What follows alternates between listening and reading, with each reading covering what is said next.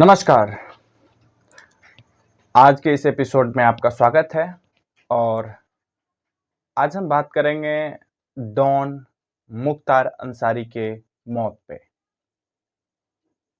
Don Mukhtar Ansari का मौत हो चुका है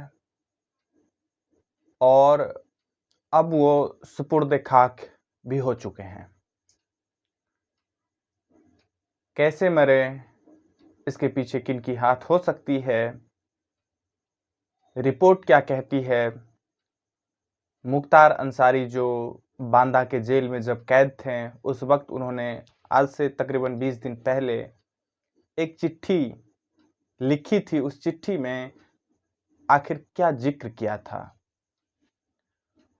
और अब जब उनकी मौत हो चुकी है मुख्तार अंसारी की, तो इस तमाम घटनाक्रम से आखिर किसको नुकसान हो सकता है और किसको फायदा हो सकता है, क्योंकि राजनीति में हर चीज नफा और नुकसान के हिसाब से ही की जाती है। आज इसी पे चर्चा करेंगे और जानने का प्रयास करेंगे कि आखिर ये सारी घटनाक्रम क्या है। पूरी तमाम जो उत्तर प्रदेश के पूर्वांचल में जो गतिविधियां बहुत अचानक और जल्दी जल्दी हो रही है, इसके पीछे की गणित क्या हो सकती है और वे कौन लोग हो सकते हैं जो अपने फायदे के लिए या अपने नुकसान के लिए इस मौके को भुना सकते हैं। दरअसल दोस्तों, पिछले 18 सालों से मुख्तार अंसारी जेल में बंद थे और उनके परिवार के लोग लगातार जुडिशियरी से ये अपील कर रहे थे कि उनको उत्तर प्रदेश से बाहर के किसी राज्य के जेलों में रखा जाए, क्योंकि उत्तर प्रदेश में उनके जान को खतरा है। ये वही मुख्तार अंसारी हैं जिन्हें डॉन, बाहुबली या फिर कहूं कुछ लोगों के जो वर्जन है उसके हिसाब से, तो इनसे लोग डरते थे, खौफ खाते थे। तो फिर इनको कैसे लोगों से इनकी जानों को खतरा होने लगा, ये एक बड़ा प्रश्न है। मुख्तार अंसारी की पहचान सिर्फ ये नहीं है कि वो एक मुस्लिम समुदाय के बड़े नेता थे, वो समाजवादी धारा से भी आते थे और उनके जो पारिवारिक पृष्ठभूमि है वो भी कहीं न कहीं एक बड़ा बैकग्राउंड है। उनके नाना, उनके दादा सब इस देश की आजादी और कुर्बानी में बेहद महत्वपूर्ण योगदान दिया है। लेकिन आज डॉन मुख्तार अंसारी की मौत कैसे हुई, ये आज भी एक बड़ा उलझा हुआ प्रश्न है। जुडिशियल एसआईटी की एसआईटी के गठन हो चुका है। न्यायिक जो जांच कमेटी होती है उसका गठन उत्तर प्रदेश सरकार ने घोषणा कर चुकी है। लेकिन देखना होगा कि क्या वाकई में इसकी जो जांच होगी वो ट्रांसपेरेंट तरीके से, निष्पक्ष और पारदर्शी तरीके से हो पाएगी, जिसकी उम्मीद की जाती है। हम सब ने देखा कि कुछ वक्त पहले इसी तरीके से अतीक अहमद और उसके भाई, जो प्रयागराज इलाहाबाद के इलाके में बड़ा खूंखार डॉन बाहुबली कहे जाने वाले, उनकी मौत हो जाती है जब वो मेडिकल चेकअप के लिए जाता है। तो उसको एक पत्रकार ने नजदीक से आकर के सिर में गोली मार देती है। लेकिन मुख्तार अंसारी का जो प्रश्न है वो ये कि पिछले कुछ वक्त से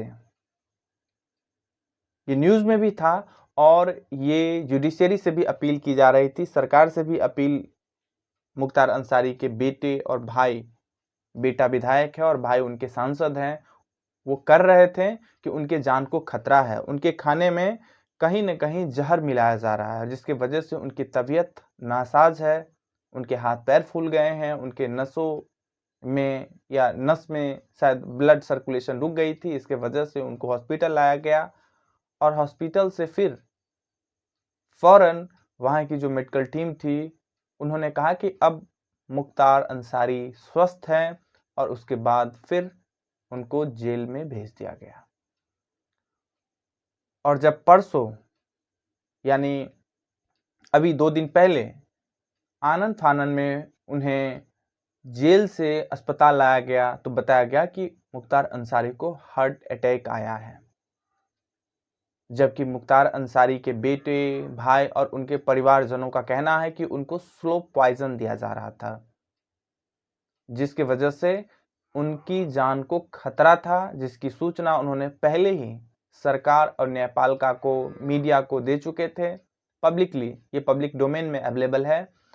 और उस जिस चिट्ठी का मैं जिक्र कर रहा हूं कि आज से 20 दिन पहले के करीब में मुख्तार अंसारी की तरफ से एक आवेदन आया था, एप्लीकेशन आया था, जिसमें बताया गया था कि मुख्तार अंसारी के भोजन में स्लो पॉइजन दिया जा रहा है। अब वो नहीं रहे, उनका पोस्टमार्टम भी सीसीटीवी कैमरे की निगरानी में एक डॉक्टरों की टीम ने की है।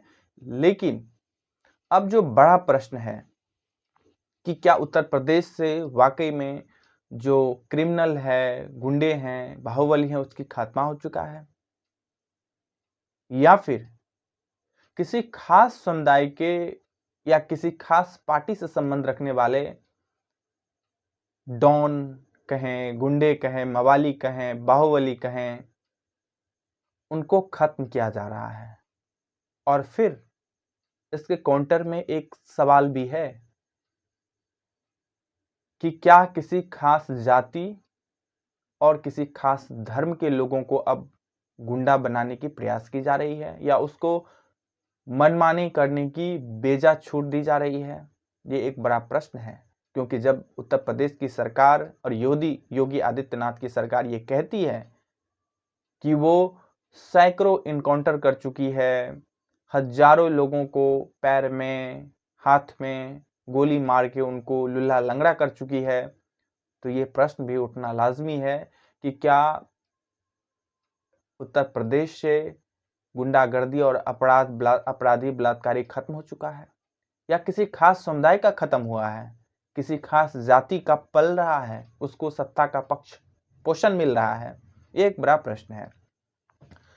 लेकिन अब हम चलेंगे, इसका राजनीतिक नफा नुकसान क्या होगा।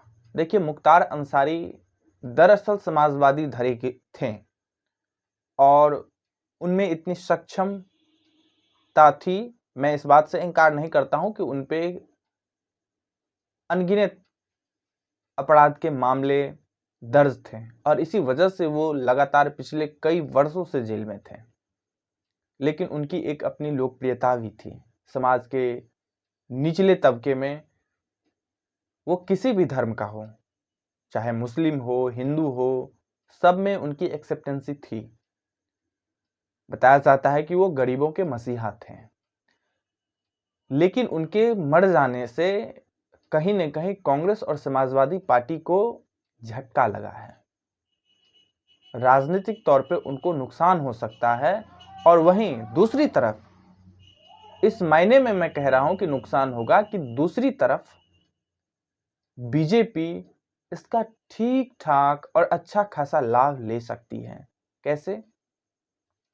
अब कुछ वक्त बाद, जैसे कि अभी मेरठ में मोदी जी का रैली है, फिर उसके बाद जब अब चुनाव का माहौल है, चुनाव होने जा रही है, लोकसभा चुनाव, तो इस चुनाव में जो बीजेपी के बड़े बड़े चेहरे हैं, नेता हैं, स्टार कैंपेनर हैं, वो ये कहते मिलेंगे कि हमने इस प्रदेश से जितने भी माफिया और डॉन था सबको खत्म कर दिया,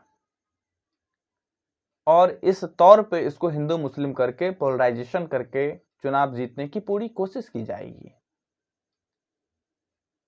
और बताया जाएगा कि इस माफिया, इस डॉन का संबंध, और बताया भी जा रहा है, अभी सोशल मीडिया पे, ट्विटर पे ये देखने को भी मिलता है कि अखिलेश यादव के साथ मुख्तार अंसारी का फोटो शेयर किया जा रहा है और इस रूप में दिखाया भी जाएगा कि मुख्तार अंसारी का संबंध कहीं न कहीं समाजवादी पार्टी के सुप्रीमो अखिलेश यादव से है और वही लोग इसका पक्ष पोषण करते हैं और किसी तरीके से बीजेपी, मोदी सरकार, योगी आदित्यनाथ की सरकार की कोशिश रहेगी कि इस मामले को पोलराइज करें। उनकी मंशा ये कतई नहीं है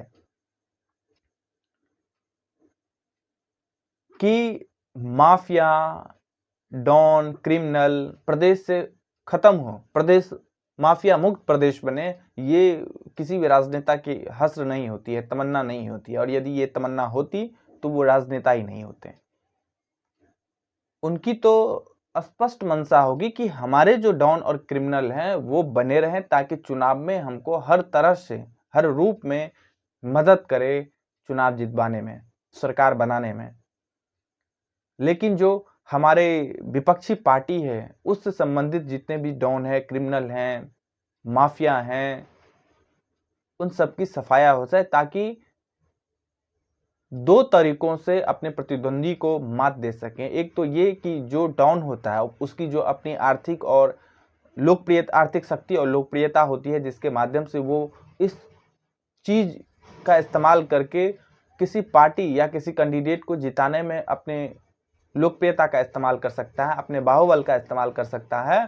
और दूसरी तरफ एक नैरेटिव बनाया जाएगा पूरे प्रदेश में, पूरे देश में कि हमने अतीक अहमद को ख़त्म कर दिया, हमने मुख्तार अंसारी को ख़त्म कर दिया, और पूरे मामले को ध्रुवीकरण करने की कोशिश की जाएगी। अब देखना होगा कि किस हद तक योगी आदित्यनाथ की सरकार, उत्तर प्रदेश की सरकार उत्तर प्रदेश में माफिया मुक्त प्रदेश बना सकते हैं। ये भी एक देखने वाली बात होगी।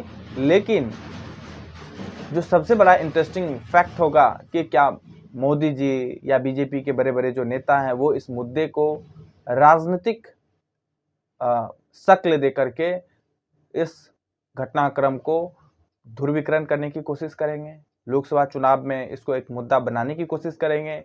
ये बेहद इंटरेस्टिंग होगा। हालांकि दुखद ये समाचार है, किसी की भी मौत हो, मौत दुखद ही होती है। कोई भी घटना माफिया करे, डॉन करे, इसकी भरसक निंदा की ही जानी चाहिए। लेकिन किसी की भी मौत यदि स्लो पॉइजन देने से होती है तो ये देश की सरकार, देश के न्यायपालिका पे एक काला धब्बा होता है।